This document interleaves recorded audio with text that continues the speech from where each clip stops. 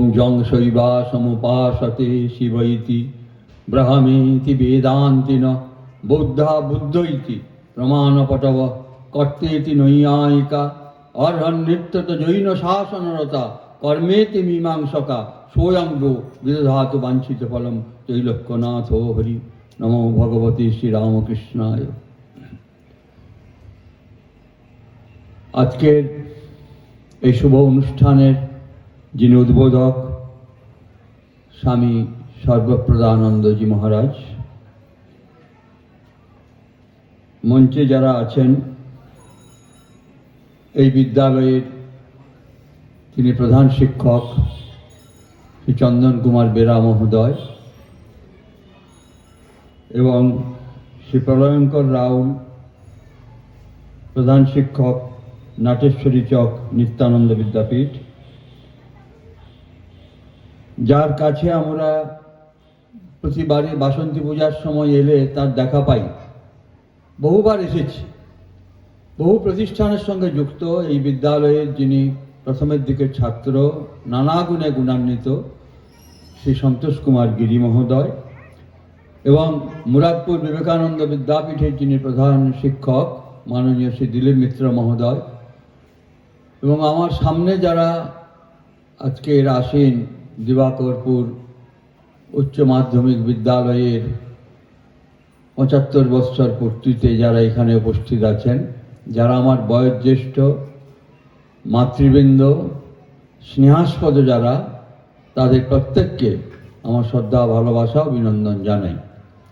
মানুষের সঙ্গে প্রতিষ্ঠানের একটা পার্থক্য আছে।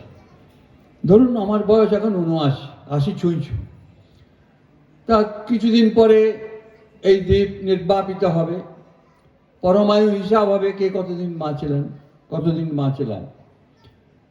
আর প্রতিষ্ঠানের পক্ষে 75 বৎসর আমরা আশা করছি, আর 25 বছর পরে এই বিদ্যালয়ের শতবর্ষ হবে, তার 50 বছর পরে 150 বছর হবে, তারপরে 175, তারপরে 200, আরও এগিয়ে যাবে। মানুষের পরমায়ুর সঙ্গে প্রতিষ্ঠানের পরমায়ুর এই পার্থক্য। একটি প্রতিষ্ঠান গড়ে ওঠে যারা স্বার্থ বিসর্জন দেন, পরহিতে জীবনপাত করেন, সকলের মঙ্গল কামনা করেন,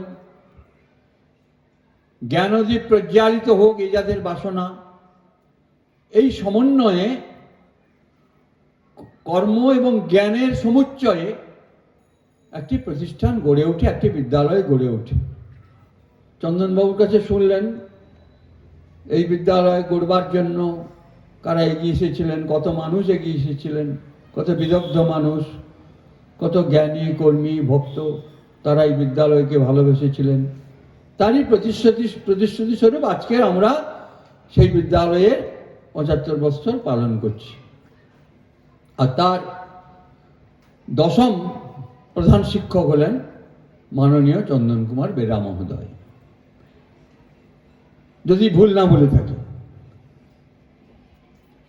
একটা আবহে চলে, পরম্পরায় চলে একটা প্রতিষ্ঠান। উনি প্রাণপাত করে 2003 সাল থেকে এ পর্যন্ত, আর যতদিন ওর অবসর নিতে বাকি আছে সে পর্যন্ত উনি চালিয়ে যাবেন।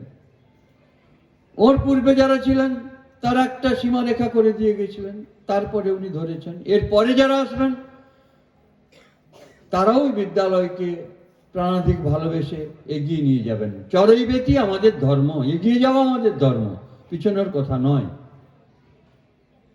সর্বোপরি আমাদের মনে রাখতে হবে আমাদের আদর্শ স্বামী বিবেকানন্দ। কারণটা কি? কারণটা হচ্ছে এই ভারতবর্ষ যখন পরাধীন, ব্রিটিশ সাম্রাজ্য আমাদের যত সম্পদ সব লুণ্ঠন করছে, কেরানি বানাতে চাইছে, পণ্ডিত করতে তাদের আগ্রহ ছিল না।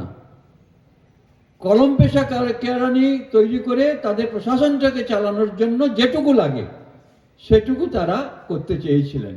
কিছু ব্যতিক্রম ছিলেন ডেভিড হেয়ার, বেথুন, এদের মতো মানুষের।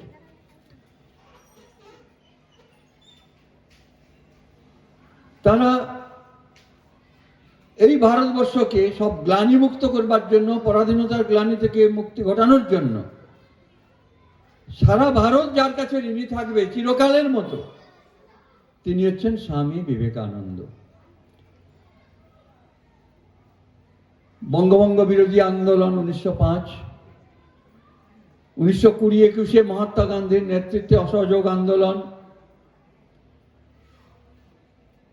এবং বীরেন্দ্রনাথ শাসমলের নেতৃত্বে চৌকিদারি ট্যাক্স বর্জন, জাতীয়তাবাদী আন্দোলন, 1930-এর লবণ সত্যাগ্রহ,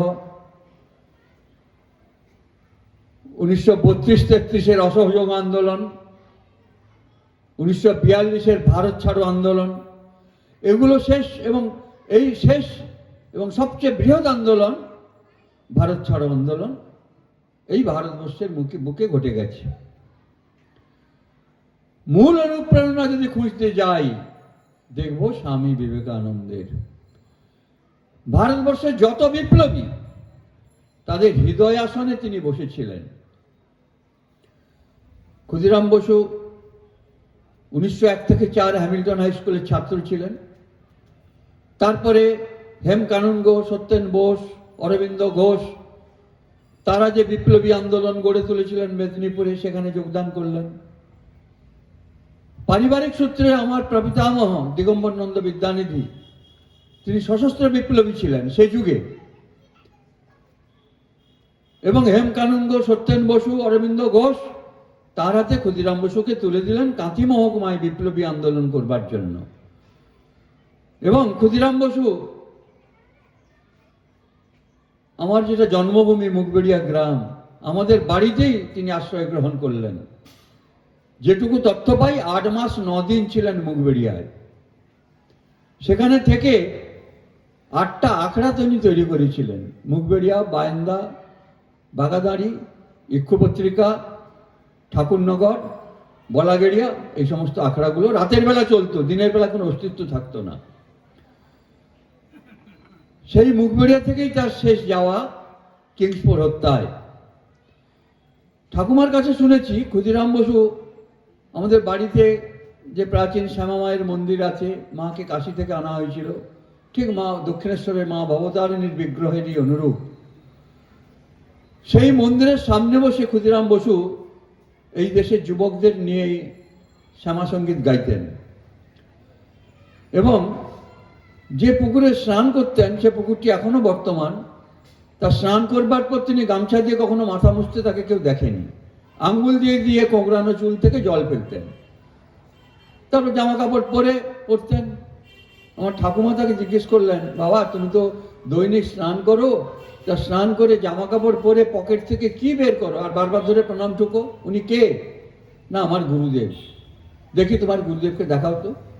তিনি দেখালেন। স্বামী বিবেকানন্দের একটি চিত্রপট তার কাছে সবসময় থাকতো। যখন তার ফাঁসি হয় 1908-এর 11ই আগস্ট, জোর করে তাকে ঘুম থেকে তোলা হয়েছিল। ফাঁসি হওয়ার আগে আসামি অর্ধমৃত হয়ে যায়, যখন জানে আমার ফাঁসি হবে। তোমার কি প্রাণের ভয় নাই? কোনো মৃত্যুর ভয় নেই? আজ তোমার ফাঁসি হবে, তুমি বেঘরে ঘুমোচ্ছ। তিনি বললেন, আমি কি গীতা পড়িনি? বাসাংশি জিন্নানি যথা বিহায় নবানি গিন্নাতি নরোপরানি তথা শরীরানি বিহায় জিন্নান্নানি সংজাতি নবানি দেহি। এই ক্ষুদিরাম কে তোমরা ফাঁসি দেবে? কত শত ক্ষুদিরাম ভারতের বুকে জন্মগ্রহণ করবে, তাদের তোমরা রক্ষা মারবে কি করে? আর আমার গুরু স্বামী বিবেকানন্দ, তার আদর্শে আমি নিজেকে তৈরি করেছি। তিনি বলেছিলেন, 33 কোটি দেবতা তোমাদের কাছে নিদ্রিত থাক, তোমাদের কাছে জাগ্রত থাকুক একমাত্র তোমাদের দেশমাতৃকা। এই মন্ত্রে সমস্ত বিপ্লবী উদ্বুদ্ধ হয়েছিলেন। আনন্দমঠ পড়বেন, স্বামী সত্যানন্দ ভবানন্দের কাছে সবাই বলছেন, মা নেই, বাবা নেই, ভাই নেই, বোন নেই, আত্মীয় নেই, স্বজন নেই, আমাদের কাছে একমাত্র আমাদের আরাধ্য দেবতা দেশমাতৃকা। একদম স্বামী বিবেকানন্দের সুর সেখানে দেখতে পাই। সে যুগে বিপ্লবীদের থলিতে 3টি বই থাকতো। বিধায়ক থাকা সুবাদে মহাবেশখানা খুঁজে এই তথ্যটি আমি বের করেছিলাম। একটি হচ্ছে সেকালের রেড বুক, শ্রীমদ্ ভগবদ গীতা, যে ভগবদ গীতা পাঠ করতেন বিপ্লবীরা সকলে। আর মেদিনীপুরে হাবিবপুরে সিদ্ধেশ্বরী মন্দিরে বেলপাতায় বুকে রক্ত দিয়ে, রক্ত চন্দন দিয়ে রেখে, গীতার উপর হাত রেখে বিপ্লবীরা শপথ গ্রহণ করতেন, সেই আনন্দ মঠের শপথ বাক্যের মতো। আমরা দেশমাতৃকার জন্য আমাদের সমর্পণ করলাম। তা স্বামী বিবেকানন্দ এই আদর্শটা দেখিয়েছিলেন, যদি জন্মেছিস তাহলে দাগ রেখে যা। তারা প্রত্যেকেই ভাবতেন বিপ্লবীরা, আমরা জন্মগ্রহণ করেছি, আমাদের জন্মভূমি, জন্মদাত্রী জননী, মন্দিরে অধিষ্ঠাত্রী দেবী এক এবং অভিন্ন। এই আদর্শ পেয়েছিলেন তারা স্বামী বিবেকানন্দের কাছ থেকে। নেতাজি সুভাষচন্দ্র বসু মান্দালয় জেল থেকে একটা চিঠি লিখলেন তার মাকে কোদালিয়ায়, মা আজকের আমাদের বাড়িতে শারদীয়া দুর্গোৎসব হচ্ছে, মাও রক্তবস্ত্র পরিহিতা, তুমি আমার গর্ভধারিণী জননী, তুমিও রক্তবস্ত্র পরিহিতা অবস্থায় মায়ের স্তব করছো। পুরোহিত মশাই পবিত্র মন্ত্র উচ্চারণ করছেন, মহাস্নান হচ্ছে, আত্রেয়ী ভারতী গঙ্গা যমুনা চ সরস্বতী সরজু গণ্ডকী পুণ্যা শ্বেত গঙ্গা চ কৌশিকী, এইসব মন্ত্রে মায়ের মহাস্নান হচ্ছে। মহাস্নানের মধ্যে অখণ্ড ভারতবর্ষ রচিত আছে। ভারতবর্ষের শ্রেষ্ঠ নদ নদীগুলি মহাস্নানের মন্ত্রে মাকে তারা অবগাহন করাচ্ছে। মাই ভারতবর্ষ, পুণ্যভূমি এই ভারতবর্ষ, প্রতিটি ধূলিকণায় পবিত্র। মা, এই ভারতবর্ষের মানুষই বলতে পারে কৌপিনবন্ত খলু ভাগ্যবন্ত। ত্যাগের দেশ এই ভারতবর্ষ, কখনো ভারতবর্ষ ভোগের দেশ নয়। যদি ভারতবর্ষ কখনো ভোগের দিকে নিমজ্জিত হয় তাহলে তার অবনমন সুনিশ্চিত। স্বামী সুন্দরানন্দজিকে লিখছেন চিঠিতে, তিনি তখন উদ্বোধনের সম্পাদক স্বামী সুন্দরানন্দ। মহারাজ, স্বামী বিবেকানন্দ যদি স্বদেহে থাকতেন আমি তার শিষ্যত্ব গ্রহণ করতাম, তবে তিনি আমার হৃদয় সিংহাসনে চিরকাল অধিষ্ঠিত থাকবেন। তার আদেশে আমি ভারতবর্ষের মুক্তিযজ্ঞে নিজেকে নিবেদিত করব, এই আমার আশা, এই আমার ভরসা। লখনৌতে লক্ষ্মী সাইগলের বাড়িতে গিয়েছিলাম, যিনি ঝাঁসি বাহিনীর প্রধান ছিলেন নেতাজি সুভাষচন্দ্র বসুর। রাসবিহারী বোস এই বাংলা থেকে গিয়ে জাপানে যে বিপ্লবী সংগঠন গড়ে তুলেছিলেন, আজাদ হিন্দ ফৌজ গঠন করেছিলেন, তার দায়িত্ব তিনি সুভাষচন্দ্র বসুকে দিয়েছিলেন। তাই সর্বজন শ্রদ্ধেয় নেতাজি সুভাষচন্দ্র বসু নেতাজি হতে পেরেছিলেন সেদিন। এবং লক্ষ্মী সাইগলের মুখে শুনেছি, প্রত্যহ তাদের ট্রেনিং এর আগে তিনি স্বামী বিবেকানন্দের প্রণাম মন্ত্র বলতেন, এরা সকলে সেই প্রণাম মন্ত্র পাঠ করতেন। দেবিদ্যে বেদিতব্যে পরা অপরাচ, আমরা জানি পরাবিদ্যা এবং অপরাবিদ্যা দুটিরই প্রয়োজন আছে। অপরাবিদ্যা রুজি রোজগারের জন্য প্রয়োজন, ডিগ্রি লাভের জন্য প্রয়োজন, দেশের প্রশাসনিক বিষয়ের জন্য প্রয়োজন।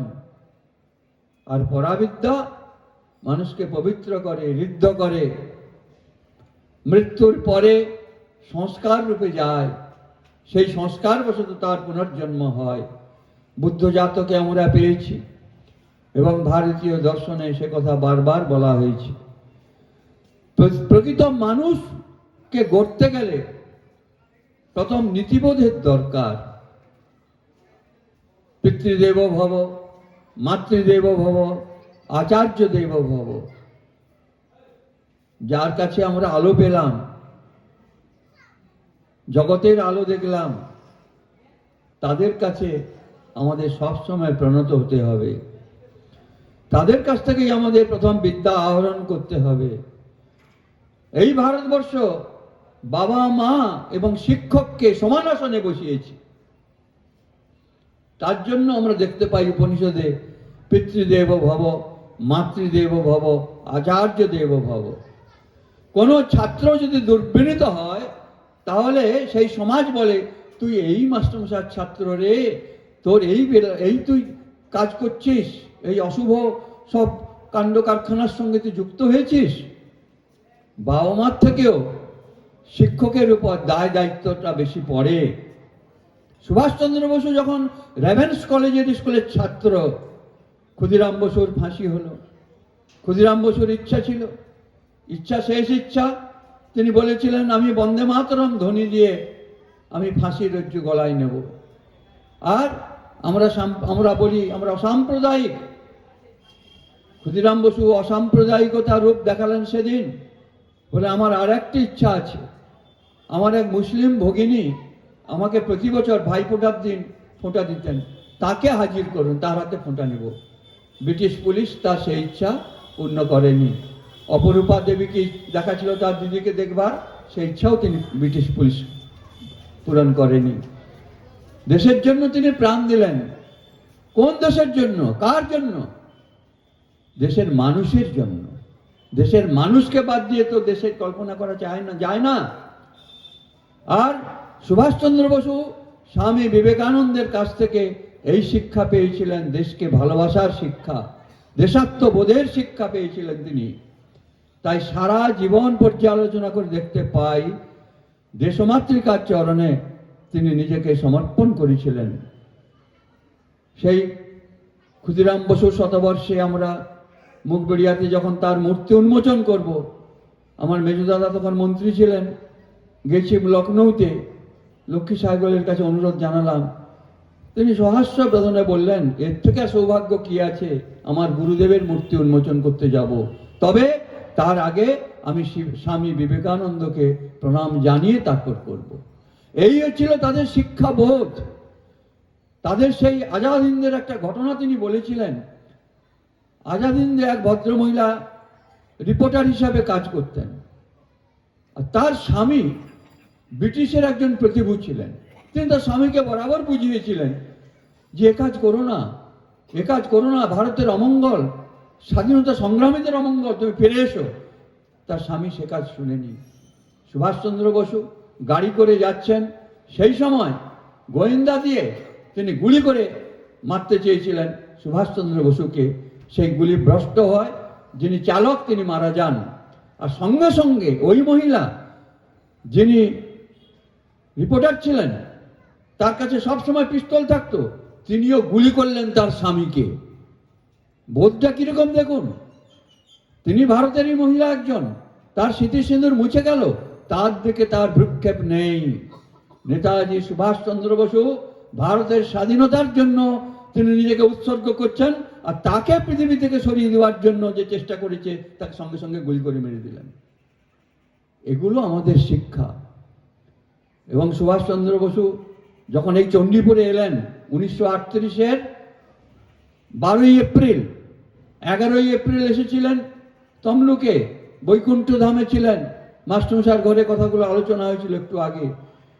তখন তাকে সেদিন মিটিং করতে দেওয়া হয়নি, যেখানে মিটিং করার, এখন যেখানে তমলুক মেডিকেল কলেজ বা হাসপাতাল, সেই মাঠে তার মিটিং করার কথা ছিল। তখন খুব লোল্যান্ড ছিল সেটা, এবং সাহাদের জায়গা, যাদের সব গাঁজা আফিং টাফিং এসবের দোকান ছিল। ব্রিটিশ পুলিশ বলে দিল, এই জায়গায় যদি সুভাষচন্দ্র বসুকে মিটিং করতে দেওয়া হয় তাহলে আমরা সব ভেঙে চুরে দেবো, লাইসেন্স তুলে নেব। ভয়ে তারা মিটিং করতে দিল না। তখন রাজা সুরেন্দ্রনারায়ণ রায় তমলুকের, তিনি তার খোসরঙ্গের মাঠে তাকে মিটিং করতে দিলেন। তিনি এসে প্রথম মা বরগহিমা মন্দিরে প্রণাম করলেন, বৈকুণ্ঠ ধামে এলেন, স্নান সমাপন করলেন। সে ঘরটি এখনো আছে, বর্তমান সুভাষচন্দ্র বসু যে বাড়িতে ছিলেন। এবং সেকালের যারা দেশবরেণ্য সবাই সেখানে এসেছিলেন। এবং স্বদেশী আন্দোলন যখন হয়, সেই স্বদেশী আন্দোলনের 1924-25 সাল তার উদ্বোধন করতে আসার কথা ছিল 25-এ, দেশবন্ধু চিত্তরঞ্জন দাসে, তিনি দার্জিলিংয়ে তার মহাপ্রয়াণ হলো। তাই আচার্য প্রফুল্লচন্দ্র রায়, কংগ্রেসের সভাপতি, তিনি তখন সেই হ্যামিল্টন হাই স্কুলের সামনে আমার দেশের প্রথম স্বদেশী মেলা, সেখানে তিনি উদ্বোধন করলেন। আর তার উদ্বোধনী সঙ্গীত গাইলেন কে? কাজী নজরুল ইসলাম। এবং অনেক ইতিহাস, স্বদেশী আন্দোলনের ইতিহাস, নিজের দেশকে স্বদেশ বলে ভাবা, এতগুলো কথা বলছি, ঘুরে ফিরে সব স্বামী বিবেকানন্দের কাছে যাবে।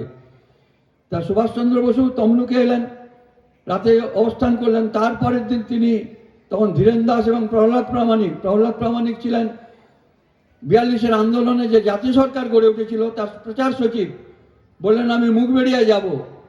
ভয়ে কেউ জিজ্ঞেস করেননি কেন যাবেন, কারণ শতাধিক ফৌজ ছিল তার অখণ্ড মেদিনীপুর জেলায়, ভলেন্টারি গ্রুপ যারা কংগ্রেসের কাজ করত, তাদের সেগুলো কেমন চলছে সেগুলো জানবার জন্য মুখবেড়িয়া অঞ্চলে ছিল।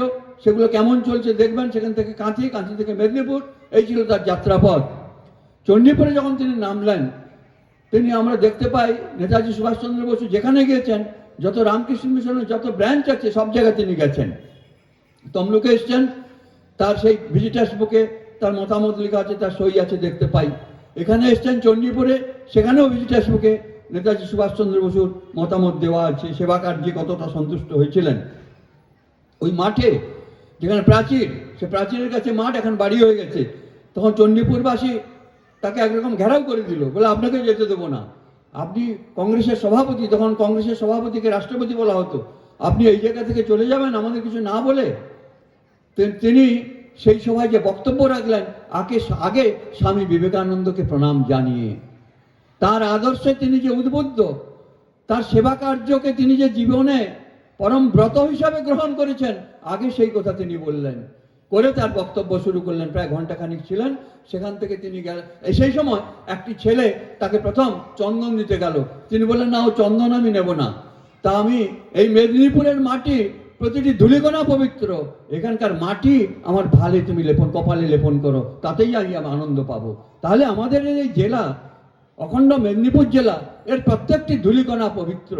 আচ্ছা, আপনাদের তো প্রশ্ন উঠতে পারে যে রামকৃষ্ণ মিশন এখানে আছে, চণ্ডীপুরে, কাঁথিতে আছে, মেদিনীপুরে আছে, গড়বেতে আছে, সব জায়গায় প্রবাহটা কি করে এলো? সেবা ধর্ম নিয়ে এসেছিলেন যারা। এই প্রত্যেকটা ব্রাঞ্চে যদি প্রথম ইতিহাস খোঁজেন, সবই সেবা ধর্ম। খরা, বন্যা, ত্রাণ দিতে সাধু মহাপুরুষরা সবাই এসেছিলেন বেশিরভাগ জায়গায়, এবং তাদের অনুপ্রেরণাতে এবং কাছাকাছি যারা অধিবাসী, তাদের চেষ্টাতে এই আশ্রমগুলি গড়ে উঠে। আর স্বামীজির দুজন কাছের মানুষ, তারা আমাদের এই জেলার দুই প্রান্তে দুজন ছিলেন। একজন ছিলেন মহিষাদলে, তার নাম ছিল শচীন্দ্রনাথ বসু। সম্ভবত 24 কি 25 সালের উদ্বোধন পরে দেখেছি, আমার ঠাকুরদার লাইব্রেরিতে ছিল, তাতে দেখেছি যে শচীন্দ্রনাথ বসু সিমলা ওই এলাকার অধিবাসী, স্বামীজির এলাকার। তা তিনি ওখানে দীর্ঘদিন রাজ এস্টেটের ম্যানেজার ছিলেন। তা সেখানে বলা আছে যে শচীন ভাইয়ের সঙ্গে দেখা হলো, বলরাম মন্দিরে স্বামীজি বলছেন যে শচীন ভাইয়ের সঙ্গে দেখা হলো। শচীন অত্যন্ত শুদ্ধ আদার, ব্যাকেটে লেখা আছে যে মহিষাদল রাজ এস্টেটে কর্মরত। দেবপ্রসাদ গর্গ ছিলেন, তার কাছে গেলাম ছাত্র অবস্থায় এটাই পড়ে। তিনি বললেন এত সতত বলতে পারবো না, হয়তো কেউ ছিলেন, খাতা দেখতে হবে। খুলে দেখা গেল 1892 থেকে 1916 সাল পর্যন্ত তিনি ওইখানে সপরিবারই ছিলেন। মানে স্বামীজির একদম কাছের একজন মানুষ। পরবর্তীকালে বেনারসে চলে যান, স্বামীজির সেবা ধর্ম নিয়ে তার জীবন কাটে, এটুকু আমরা পাই। আর এপাশে পাচ্ছি মেদিনীপুরে ছিলেন শরৎ চক্রবর্তী, যিনি পোস্টাল ডিপার্টমেন্টে কাজ করতেন, এবং স্বামী শিষ্য সংবাদ যার লেখা। আমি মনে করি মাস্টারমশাইদের এটা কর্তব্য, সমস্ত ছাত্রছাত্রীদের স্বামীজির বই পড়ান, স্বামীজির বই দেখে তাদের হাতে তুলে দিন, তারা দেশাত্মবোধে নিজেদের গড়ে তুলবে। আর দেশটাকেই জানলাম না, দেশের মানুষকে জানলাম না, সেবা কি জিনিস জানলাম না, পড়াশুনো করে কি হবে, ক্যাচ করা হবে, কিচ্ছু হবে না। টাকা পয়সা আয় হবে, সংসার প্রতিপালন হবে, পৃথিবী ছেড়ে চলে যেতে হবে। এই পৃথিবীতে আসার কি প্রয়োজন? কেন পৃথিবীতে এলাম? কি জন্য থাকবো? মূল কথাটা হচ্ছে সেবা। সেবার মতো এত মহৎ ধর্ম কিছু নাই। তার জন্য উপনিষদ বললেন অহর্নিশং সেবা মহে। এগুলো সবটাই সেবার মধ্যে পড়ে। Work is warship. মন্দিরে বসে ঠাকুরের পূজা করা সেবা, আর যিনি অফিসে কাজ করেন সেটাকে সেবা নয়? নিশ্চয়ই। স্বামীজি পথ দেখালেন, ওয়ার্ক ইজ ওয়ারশিপ। নিষ্ঠা ভরে যে কাজ করবে সেগুলোই সেবা, সব ঈশ্বরের সেবা। আর মানুষের সেবা, ঈশ্বর জ্ঞানে মানুষের সেবা করতে হবে।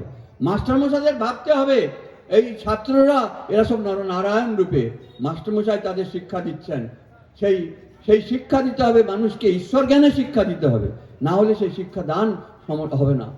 স্বামী রঙ্গনাথানন্দজি যাচ্ছেন একটা গাড়িতে করে, একজন বিড়লা পরিবারের একজন গাড়ি চালাচ্ছে, তা একজন ভিখারি রাস্তায় দাঁড়িয়ে আছে, গাড়িটা আলোর সংকেত না পেয়ে আর এগোতে পারেনি, লাল হয়ে আছে, দাঁড়িয়েছে গাড়ি, একজন ভিখারি এসে বারবার টোক্কা দিচ্ছে সে গাড়িতে, তা সে গাড়িতে টোক্কা দিয়ে যাওয়ার পর উনি দরজাটা খুললেন, খুলে তার মানিব্যাগ থেকে টাকা তুলে ছুঁড়ে দিলেন। তা মহারাজ বললেন, রঙ্গনাথানন্দজি মহারাজ, তিনি বললেন, বাবা তুমি ওইভাবে ছুঁড়ে দিলে কেন? টাকা তো দেখলাম তোমার মানিব্যাগে বহু টাকা, তুমি তার থেকে একটা 500 টাকা দিলে। ও জীবনে 500 টাকার নোট দেখেনি, ওর অনেক দিন চলে যাবে, খুব ভালো কাজ করলে, কিন্তু ছুঁড়েটা দিলে কেন? এটা হচ্ছে অবহেলা, ভিখারি জ্ঞান, নারায়ণ জ্ঞান নিয়ে পূজা করতে পারলে না। তাই আমাদের শাস্ত্র যেটা বলছে, পিতৃদেব ভব, মাতৃদেব ভব, আচার্য দেব ভব, অতিথি দেব ভব, স্বামীজি যোগ করলেন মুখ্য দেব ভব, চণ্ডাল দেব ভব। প্রত্যেককে এই ঈশ্বর জ্ঞানে তার সেবা করতে হবে। এই ঈশ্বর জ্ঞানে যদি সেবা করতে পারি, প্রত্যেকটি কর্মক্ষেত্রে, শিক্ষাক্ষেত্রে, সব জায়গায় আমাদের শিক্ষা গ্রহণ আর শিক্ষা দান, এটা সবটাই সার্থক হবে বলে মনে করি। এবং আমাদের দেশের যারা বরেণ্য নেতা, তারা প্রত্যেকে স্বীকার করেছেন যে তাদের জীবনের আদর্শ হচ্ছেন স্বামী বিবেকানন্দ। কারণ তারা এই দেশকে ইট কাঠ পাথরের সমষ্টি বলে দেখেনি। তাদের কাছে গর্ভধারিণী জননী যেমন, ঠিক দেশমাতৃকাও ঠিক তেমনি। তাই তারা ফাঁসির মঞ্চে জীবনের গান গেয়েছেন, স্বাধীনতা আন্দোলনে যুক্ত হয়েছেন, ব্রিটিশের অত্যাচার সহ্য করেছেন, পরিবারের লোকজনের কি হবে না হবে তারা ভাবেনি। বড় বড় বয়স্ক লোকদের কথা নয়, ছাত্ররা কত অবদান স্বাধীনতা আন্দোলনের ছাত্রদের ইতিহাস যদি পড়ে দেখেন, দেখবেন আমাদেরই জেলায় কল্যাণচক হাই স্কুল নন্দকুমার ব্লকে তিনটি তাজা ছাত্র, তাদের হেডমাস্টার মশাই ছিলেন শ্রীপতি বয়াল, ছাত্রদের বলতেন, দেখো দেশকে ভালোবাসো আগে, তোমার মাকে যদি রাস্তায় কেউ ব্যভিচার করে তুমি তার সন্তান হয়ে কি করবে না, প্রাণ দিয়ে মার সম্ভ্রম রক্ষা করব, এই দেশ তোমার মা, এই ভাবটা তোমাদের থাকুক। এই ভলেন্টারি গ্রুপ তিনি তৈরি করেছিলেন ওইভাবে। ওই 29শে সেপ্টেম্বর 42-এ আমরা দেখলাম দুটো মিছিল, বিশেষ করে মহিষাদল এবং তমলুকের চার প্রান্ত থেকে 4টা মিছিল বেরিয়েছিল, আর এদিকে মহিষাদলেও সেদিন এই আন্দোলন হয়েছিল। তার আগে 27-এ ঈশ্বরপুরে 4 জন শহীদ হয়েছিলেন, বৃন্দাবনপুরে 28-এ 2 জন শহীদ হলেন, 29-এ তমলুকে 10 জন শহীদ হলেন, পরে আরো 2 জন হয়েছিলেন, আর মহিষাদলে 13, নন্দীগ্রামে 5 30 তারিখে শেখ আলাউদ্দিন সমেত।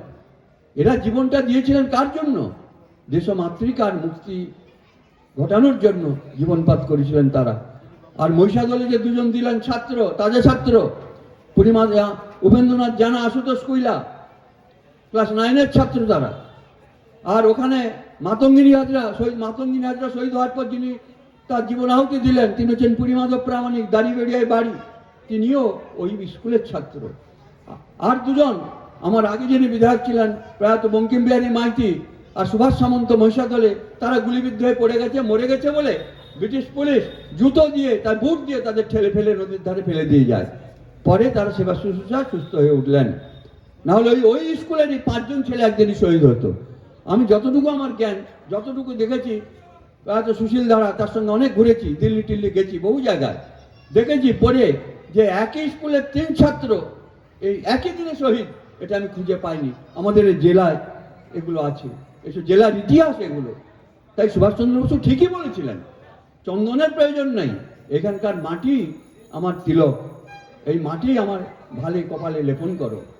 তাই আমরা যেন এইসব অনুষ্ঠানে এসে এই কথাগুলো ভাবি।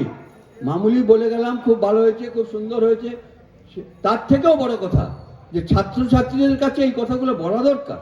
আর সেই ভূমিকাগুলি মাস্টারমশাইদের হবে, শিক্ষাক্রমের মধ্যে হবে, কর্মসূচির মধ্যে হবে, পাঠ্যক্রমের মধ্যে থাকবে, নাহলে ছেলেপুলেদের দোষ দিয়ে কিচ্ছু লাভ নেই। আর যেখানে যত অবনমন দেখছি, চারিত্রিক অবনমন, আর্থিক অসুচিতা, এগুলো যথার্থ শিক্ষা লাভ নেই বলে, যথার্থ শিক্ষিত যারা, তারা কখনো নিচের দিকে নামতে পারে না, তারা যে জেনারেশন তৈরি করতে পারে, আর সেই ভূমিকা সবচেয়ে মাস্টার মশাইদের বেশি। এবং বেণীমাধব দাস ছিলেন সুভাষচন্দ্র বসুর মাস্টার মশাই। ক্ষুদিরামের ফাঁসির দিনে তারা সেখানে পিকেটিং করেছিলেন, তার আদর্শ উদ্বুদ্ধ হয়েছিলেন ছাত্ররা, তার পরিবর্তে তাকে সেই স্কুল ছেড়ে চলে যেতে হলো। কিন্তু বীজটা তো ছাত্রদের মধ্যে দিয়ে গেলেন, তার জন্য তারা স্বাধীনতা আন্দোলনে অনেকে পরপর যোগদান করলেন, নেতাজি সুভাষচন্দ্র বসু সমেত। এগুলো আমাদের দেশের গৌরব। সুতরাং আজকে বিদ্যালয়ের 75 বছর পূর্তি, এখানকার বহু জ্ঞানী গুণী মানুষ বহু জায়গায় তারা আজ কর্মরত। এখন গর্ভধারিণী জননী যেমন, তাদের কাছে এই বিদ্যালয়ও মাতৃসমা হোক, এটাই প্রার্থনা করব। কারণ আমরা মাতৃগর্ভ থেকে জন্ম লাভ করি, আর জ্ঞান লাভ যতক্ষণ না করি ততক্ষণ সেই জন্ম সার্থক হয় না। তাই জ্ঞানে পরিসমাপ্যতে, জ্ঞানের দিকেই আমাদের লক্ষ্য নজর করা দরকার। সেটা পরাবিদ্যা এবং অপরাবিদ্যা, কোনোটিই তুচ্ছ নয়। দুটিকে ভালোবাসতে হবে এবং অপরাবিদ্যার থেকে পরাবিদ্যার উত্তরণ ঘটবে, ব্রহ্মবিদ্যায় আমরা যেতে পারবো। উপনিষদ মানে তো তাই, উপবা সমীপে নিমানে নিশ্চিতভাবে যাওয়া, যাতে আমাদের অজ্ঞান অন্ধকার চিরকালের জন্য ভস্মীভূত হয়, জ্ঞানের আলোকে আমরা উদ্ভাসিত হই। প্রধান শিক্ষক বলেছিলেন দিবাকর নাম, তাই প্রণতস্মি দিবাকরম প্রতিদিন আমরা বলি। সুতরাং এখানে জ্ঞানের আলো চিরকালের জন্য প্রসারিত হবে। ভারতবর্ষ নামটা তো তাই, ভা মানে জ্ঞান, জ্ঞান মানে দীপ্তি। জ্ঞানের রত যে দেশ, তার নাম হচ্ছে ভারতবর্ষ। এবং ভগবান শ্রীকৃষ্ণ শ্রীমদ্ ভগবদ গীতায় এই ভারত কথাটি বহুবার বলেছেন অর্জুনকে লক্ষ্য করে। ভারত, তার আরেক নাম ভারত। জ্ঞানের রত হও, তোমার স্বরূপ জানো, তুমি কে, কোথা থেকে এলাম, আমার পরিচয় কি, সেটা তো আগে জানি। সুতরাং এই বোধটুকু আমাদের, সোহম শিবোহম, এই বোধ যতক্ষণ না থাকে ততক্ষণ পারফেকশন আসবে না। স্বামী বিবেকানন্দ মার কাছে গিয়ে প্রার্থনা করে বলছেন শেষ কথা, মা আমায় মানুষ জ্ঞান দাও, বৈরাগ্য দাও, মা আমায় মানুষ করো। আমরা তো মানুষ হয়ে জন্মেছি, তো স্বামীজি চাইছেন কেন আবার মা আমাকে মানুষ করো?